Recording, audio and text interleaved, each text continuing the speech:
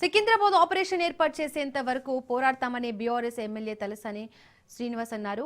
చారిత్రక నేపథ్యం ఉన్న సికింద్రాబాద్ పేరును కనుమరుగు చేసేందుకు రేవంత్ రెడ్డి సర్కార్ కుట్ర చేస్తోందని ఆరోపించారు. దమ్ముంటే హైదరాబాద్ పేరు మార్చనంటూ తలసాని సవాల్ చేశారు. జీహెచ్ఎంసీ డీలిమిటేషన్ తప్పుల తడకగా ఉందని, సికింద్రాబాద్ కార్పొరేషన్ కోసం అన్ని పార్టీలను కలుపుకొని బంద్లు, రాస్తారోకులు చేసి సాధించుకుంటామని ఎమ్మెల్యే తలసాని శ్రీనివాస్ తెలిపారు.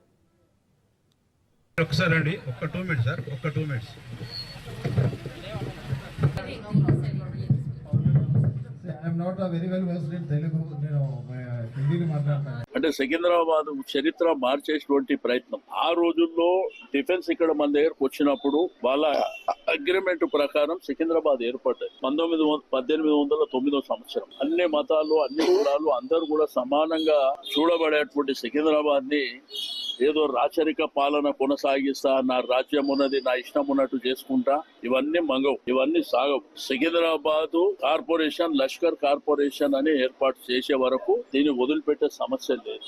అందుకే 11వ తారీఖు నాడు లీ ప్యాలెస్ లో 10:30 గంటలకు సమావేశం ఏర్పాటు చేసినాం. ఇక్కడ ఉన్న స్టేక్ హోల్డర్స్ కావచ్చు, విద్యార్థులు కావచ్చు, మహిళలు కావచ్చు, యువకులు కావచ్చు, సికింద్రాబాద్ చరిత్ర తెలిసిన వాళ్ళు కావచ్చు, కలిసి వచ్చే అన్ని రాజకీయ పార్టీలను కూడా రమ్మంటు, స్వచ్ఛంద సంస్థల్ని రమ్మంటున్నాం. వివిధ ఆర్గనైజేషన్స్ ఉన్నాయి, మీకు వివిధ అసోసియేషన్స్ ఉన్నాయి. వాళ్ళందరినీ కూడా సికింద్రాబాద్ రైల్వే స్టేషన్ నుంచి ఒక శాంతి rally 2 months Manju Prashanth theatre, అమరవీరుల స్తూపం, క్లాక్ టవర్ కూడా ఒక హిస్టరీ ఉంది, అమరవీరుల స్తూపం. అక్కడ నుంచి మంజు థియేటర్ మీదుగా, ప్యారడైస్ మీదుగా సికింద్రాబాద్ గాంధీ స్టాచ్యూ వరకు